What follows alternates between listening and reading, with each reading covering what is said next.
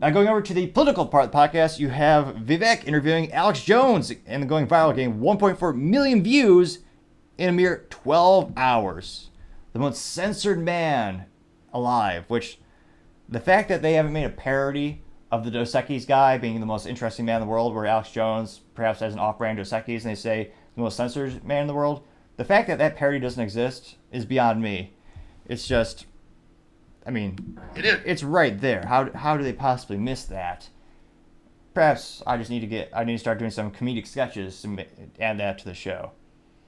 Let me know in the comments if you think that'd be interesting, or comedic commercials. I thought that might be a fun thing to do.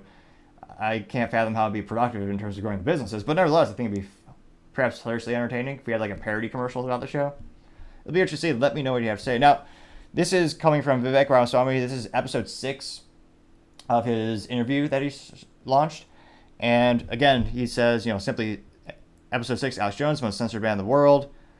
Now, I know it's about an hour long. We'll probably play the first 10 minutes, kind of give you a sneak peek of it.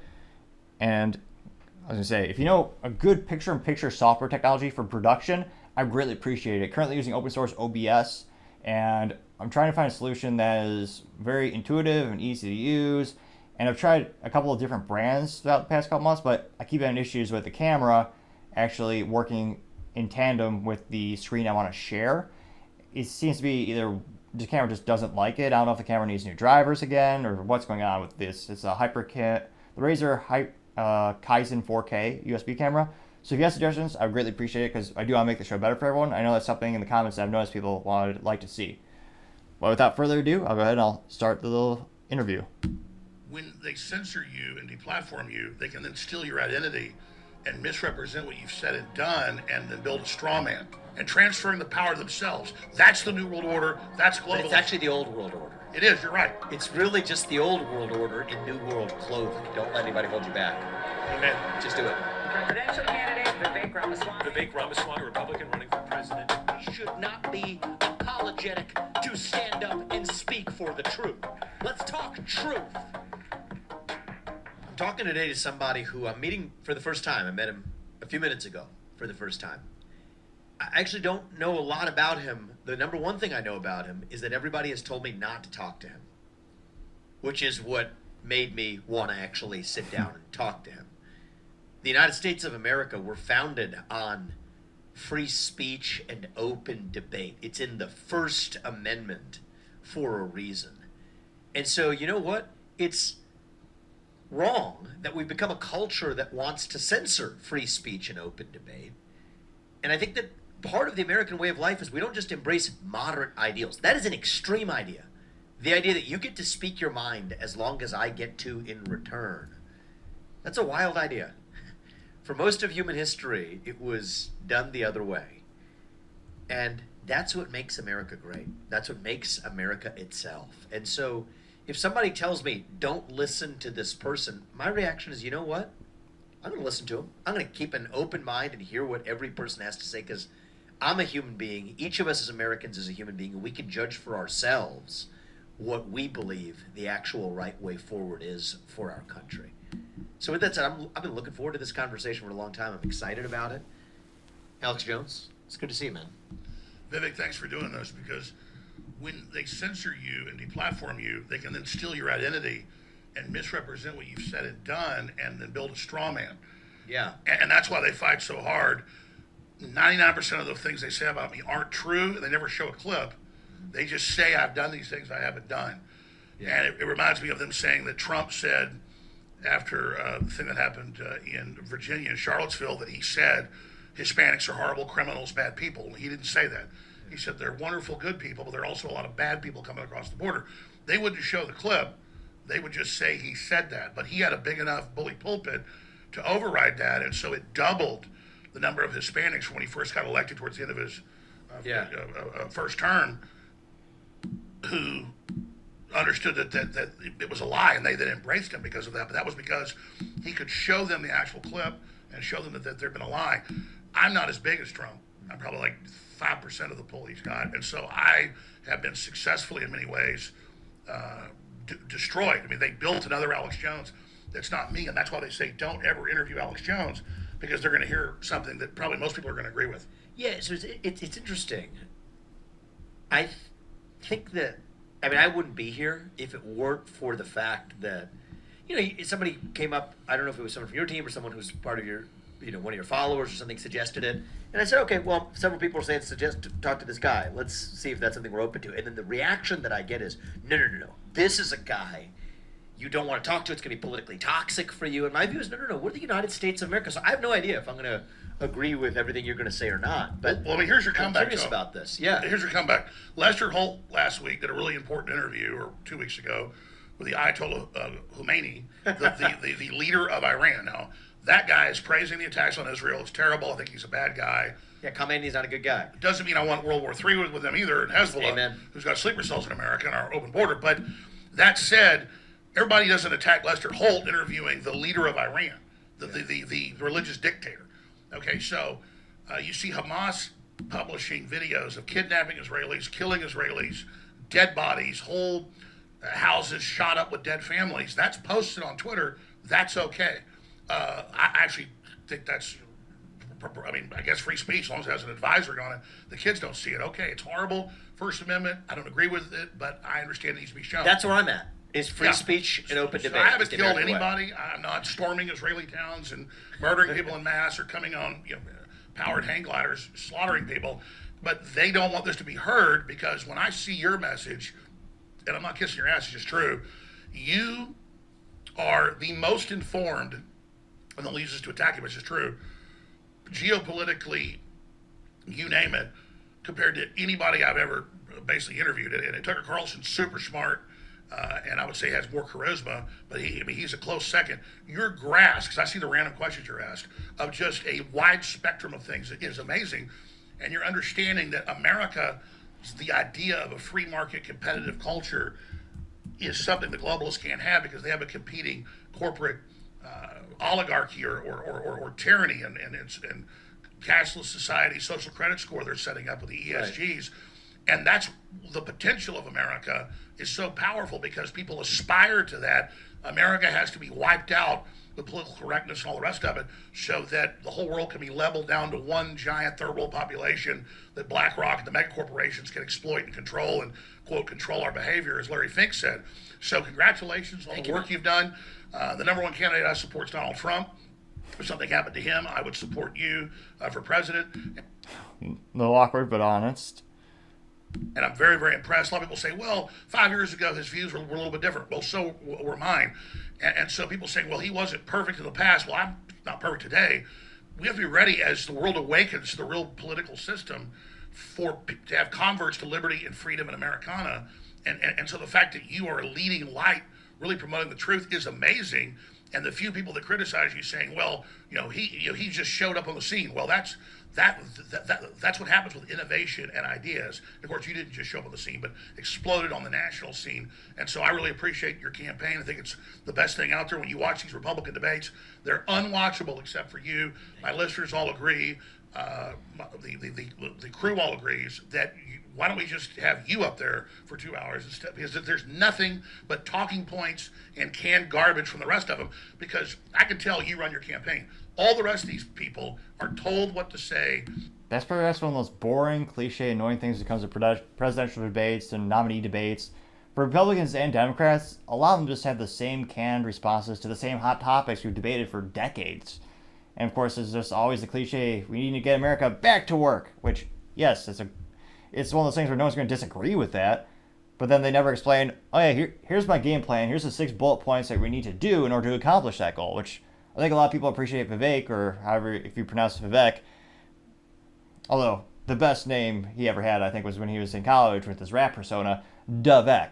The fact that he doesn't have some swag like mugs and t-shirts with that, with a caricature of him rapping, is beyond me. That seems like marketing brilliance that could easily raise hundreds of dollars, if not perhaps 1,000.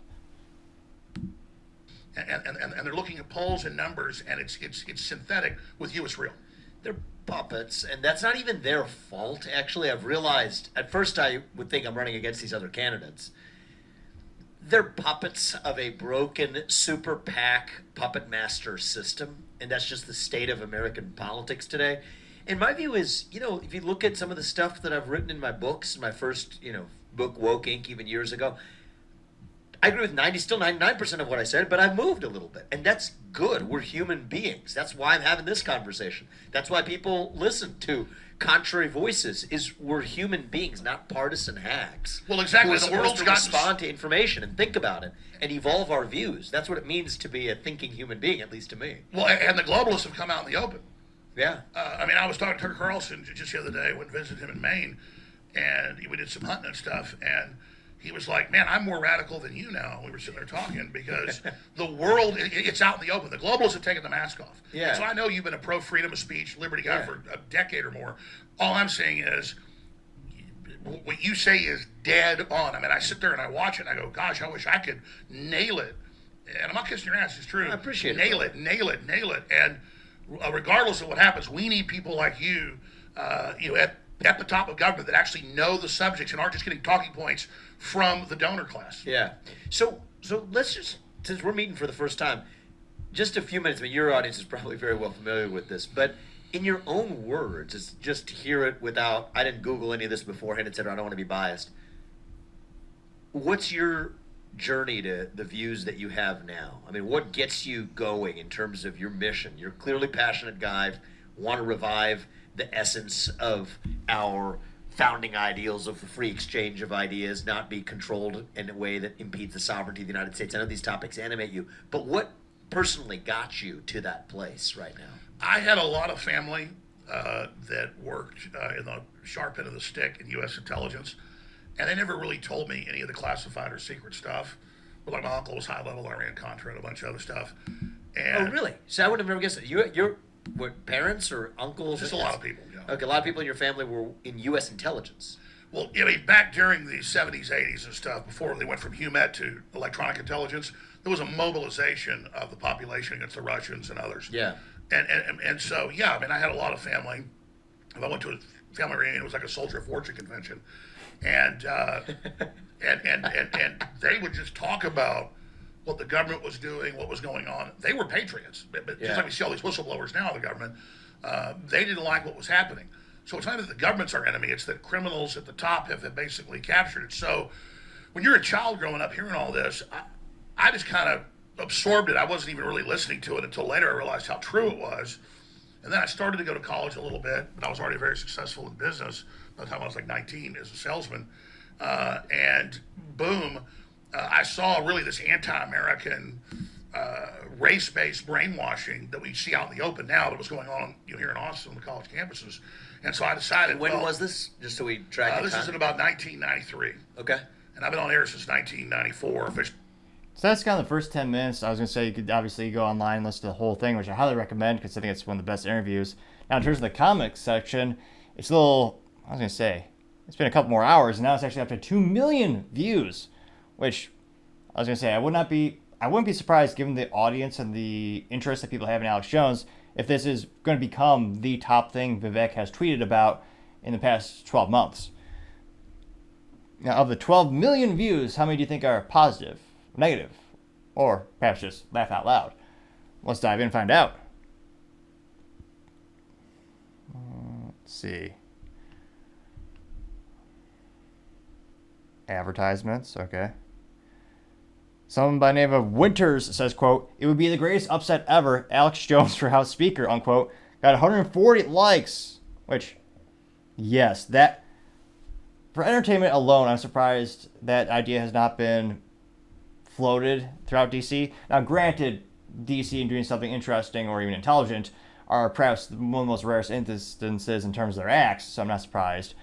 But that would certainly get some eyes moving or get some attention. It would actually get, you could probably get Americans a lot more interested in politics as well. You also have someone by the name of Kagan Looking Glass saying, quote, "Prediction, the post by Vivek will either meet or exceed the view count by Tucker and or Trump. People want to hear from Alex Jones no matter the content text, rather or not they agree or disagree. He gets the views. This will be one of Vivek's most viewed posts ever," unquote. He got 162 likes, which I think it turns out he is right.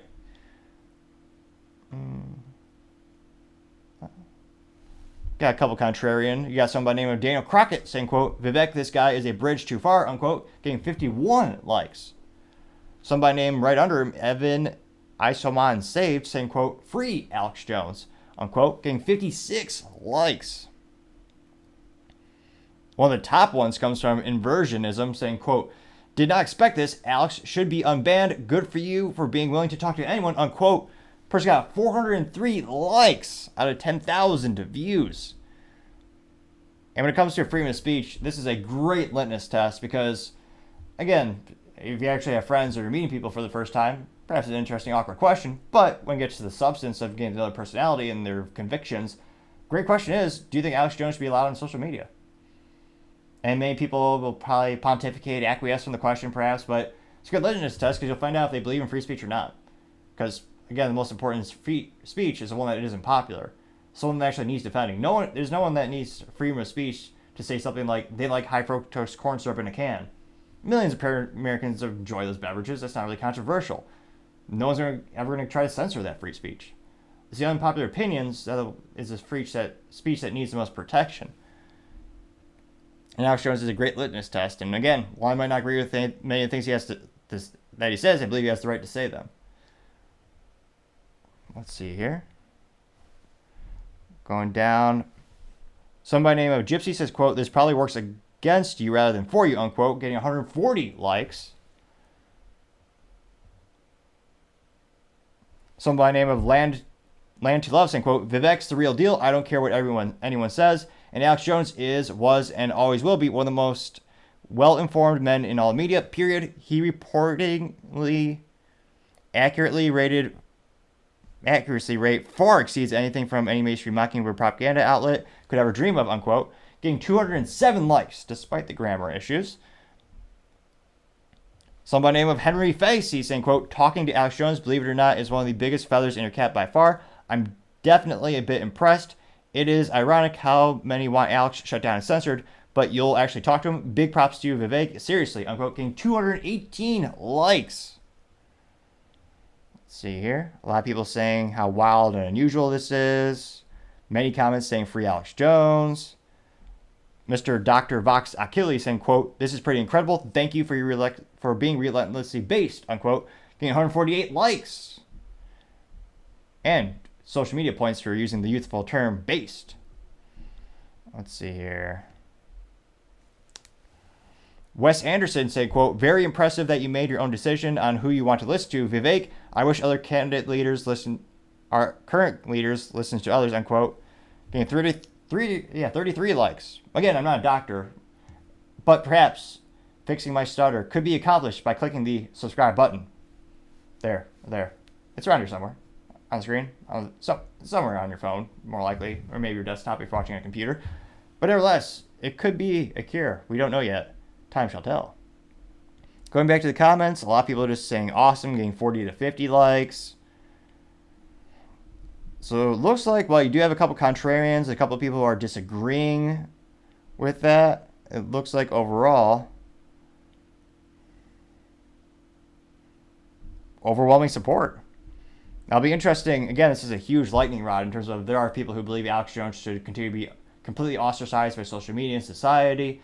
But there are a lot of people, I think, politically speaking, in the middle. And again, if you're playing politics 101, moving on the chessboard, you have to win over those middle. I mean, you'll have people on the left and the right. No matter who's running, they'll vote for that party just based on that silly letter based next to the person's name, which is extremely imprudent if you're a Republican or someone who wants to vote Republican, because there are a lot of rhinos who are Republican in name only, where sure, it's got an R next to their name, but they voted against pretty much everything the Republican Party stand for. So, again, Republican voters need to do a little bit more research, I think, just because those candidates tend to flip more often than not, or many often cases.